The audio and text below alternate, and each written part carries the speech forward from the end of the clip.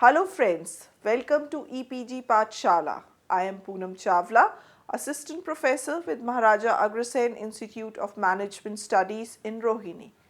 Today we are going to discuss on the interesting subject of on-the-job training methods.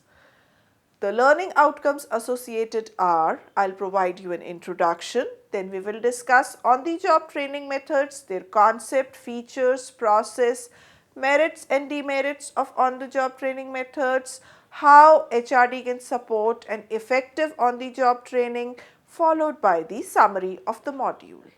Once you are through with this module, you will be understand the concept of on-the-job training. You will identify and gain insights into the 5 methods of on-the-job training, which are job instruction techniques, apprenticeship training, coaching, mentoring, job rotation, and you will be able to comprehend how Human Resource Development Department can support an effective and efficient on-the-job training.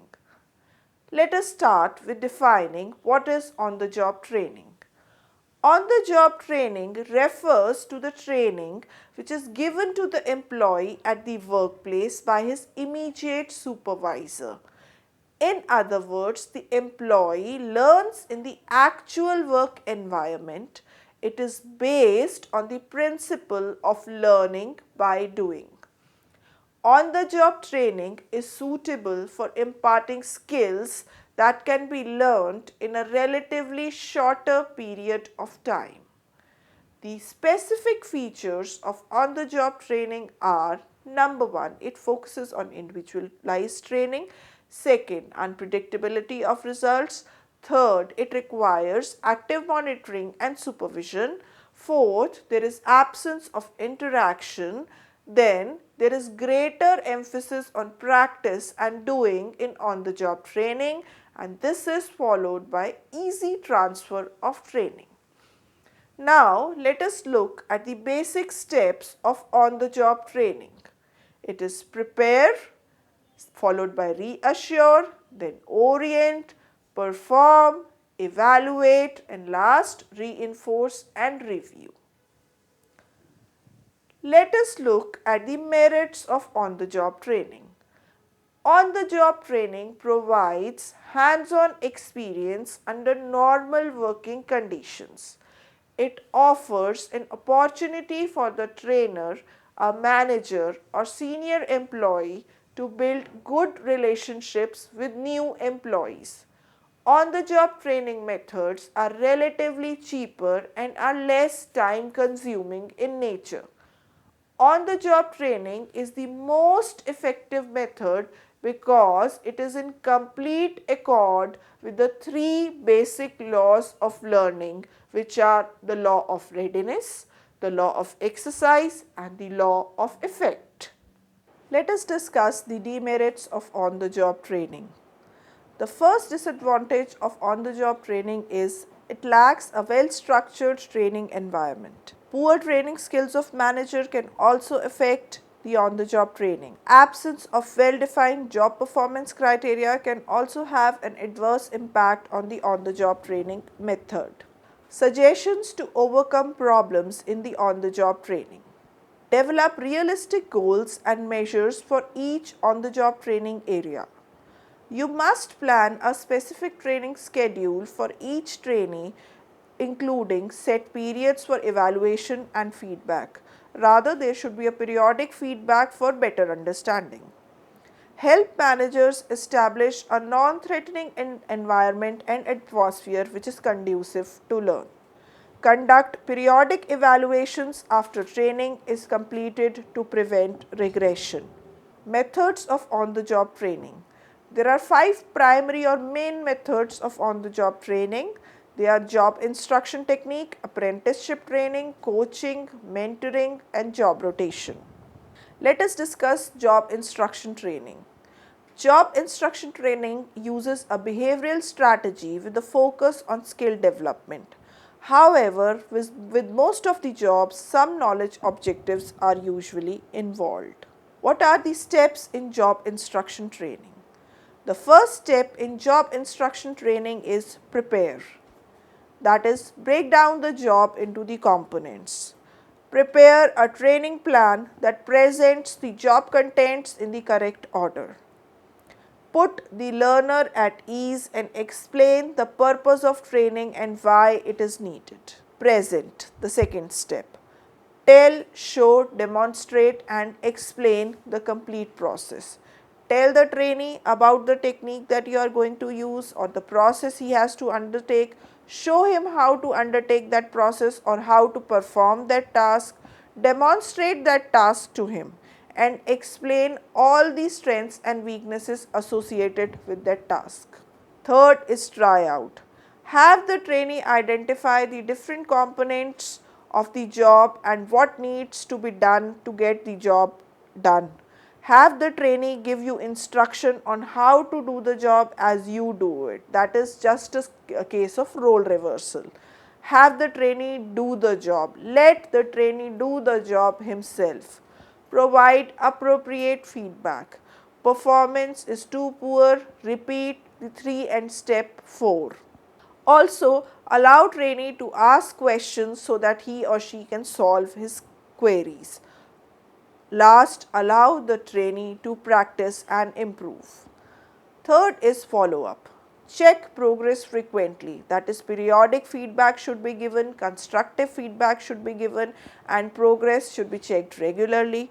Gradually taper off progress checks. When you feel that the trainee is well established in his position, you can taper off the progress checks or you can increase the duration of periodicity of checks. These are the steps in the job instruction training that we have just discussed. Coaching. Coaching is the process of providing one-on-one guidance and instruction to improve knowledge, skills, attitudes and ultimately work performance. Under this method, the superior imparts job knowledge and skills to his subordinate. The emphasis in coaching is that the subordinate does things by learning by doing. Coaching outlines from a coach's perspective. He needs to understand the trainee's job. He needs to understand the knowledge, skill and abilities. He needs to understand what are the resources required. He should understand about the trainee's current performance level, and this can be done through observations and discussions with subordinates. How can the subordinate identify the issues in his performance? Number one, the barriers that the subordinate perceives are inhibiting his performance. Secondly, resources the subordinate feels he or she needs to perform her best. Any knowledge, skill and aptitude lag that they are facing, they can talk to their coach about it. How you can deal with these barriers and how resources can be procured about it. Mutually agree on performance objectives. That is, the coach and the person who is being coached, they should mutually agree on performance objectives and develop a mutual plan to attain those objectives. The coach should show the trainee how to achieve these objectives and observe the trainee perform and provide him periodic feedback. He should repeat this step 4 until the performance improves. Coaching can be used in different situations. Providing feedback to the employee in order for them to hone their skills, it is more productive in nature. Assisting an employee master changing responsibilities in response to organizational change. Reducing role ambiguity, improving employee attitude and enhancing motivation. Providing support after training to facilitate transfer of new skills on the job. Now let us talk about apprenticeship training. Under apprenticeship training, both knowledge and skills in doing a job or a series of related jobs are involved. The trainees receive wages while learning and they acquire valuable skills which command a high wage in the labor market. This training is very much important in printing trades, building and construction and crafts like mechanics, electricians or vendors. How one can use apprenticeship training effectively. Number one, organizations can set up their own informal apprenticeship programs. Find and examine a comparable job with an apprenticeship program and use it as a model. The classroom training could take place at a local community college. Night school classes, weekend classes, combination of the two can be arranged. Correspondence school training program is sometimes substituted for classroom training. Before developing an apprenticeship program, make sure that the program is available with the local government agencies. That can also be checked. Since the government is usually willing to help pay for the classroom training program, which is a part of the apprenticeship program, it might be advantageous to make the program official. For example, Skill India, we can say, is sort of a kind of apprenticeship program. Another on-the-job training method is mentoring. Mentoring is considered to be a form of coaching in which an ongoing relationship between a senior and junior employee is established. Mentoring provides the junior employee with guidance and a clear understanding of how the organization carries out its business and how the person is being mentored can be effective. The mentor provides insights and guidance, but the person being mentored must accept personal responsibility for setting his own objectives, developing his strategies for learning, and evaluating his own outcomes. How one can use mentoring effectively? There should be top management support for mentoring. It should be an integrated part of the career development process. Voluntary involvement in the mentoring process should be there, that is, the mentees should not be forced to choose a mentor. Assignment of mentees to mentors should be there. The program should be in short phases. It should have an established orientation and the process should be monitored regularly. Job rotation. Under this method, the trainee is periodically rotated from job to job instead of sticking to one job so that he acquires a general background of different jobs. The purpose of job rotation is to broaden the background of the trainee in various positions. Job rotation is used by many organizations to develop all-round workers. What are the merits of job rotation? The advantages of job rotation include that employees are able to learn new skills and gain experience in handling different kind of jobs. Secondly, the employees also come to know that the interrelationship between different jobs in the organization. Job rotation is also used to place workers on the right jobs and prepare them to handle other jobs in case of need. What are the disadvantages of job rotation? Productive work may suffer due to disruption caused by changes and limitations of individuals to adjust to a new job. That means they may take a longer time to do the job, hence affecting the productivity of the work. Employees cannot gain specialized knowledge in one particular branch of work during a shorter span of time. That means it focuses on making employee a specialist and not a generalist. Job rotation may undermine the morale and efficiency of the executives transferred, as their family life might get disturbed and they find it difficult to adjust at the new place. This might happen if the person is relocating from one area to another. How GE has approached on-the-job training? Let us have a look. GE believes in on-the-job training approach. It trains its customer service operators on the job. Each representative is able to handle about 100 calls a day once they have received on-the-job training. How Human Resource Development Department can support effective on-the-job training? Number one, they can create effective on-the-job training process document that does the following activities. It should state the rationale for using OJT. It should link OJT to the overall strategy of HRD. Third, it should identify supervisory responsibilities with respect to OJT.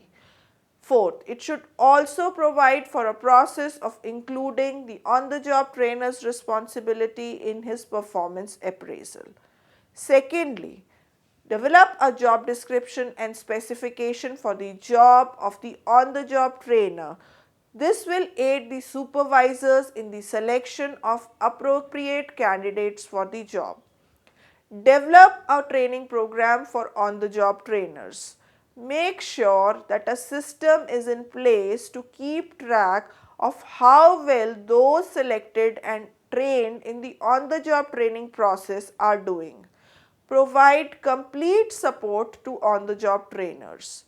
Here, you need to think on a larger scale. You need to look at the broader picture, but you need to begin at a smaller level. That is, you have to take a step-by-step approach. Summary of the module. On-the-job training refers to the training which is given to the employee at the workplace by his immediate supervisor. We have discussed 5 on-the-job training methods. They are job instruction training, apprenticeship training, coaching, mentoring and job rotation. The job instruction technique uses a behavioral strategy with a focus on skill development. Coaching is the process of providing one-on-one guidance and instruction to improve knowledge, skills, attitudes and ultimately work performance. Apprenticeship training program tends more towards education than merely on vocational training. Mentoring provides the junior employees with guidance and a clear understanding of how the organization goes about its business and how the person being mentored can be effective. In job rotation method, the trainee is periodically rotated from job to job instead of sticking to one job so that he acquires a general background of different jobs. HRD can also play a great and important role in supporting effective on-the-job training. Thank you. I hope you understood the module well.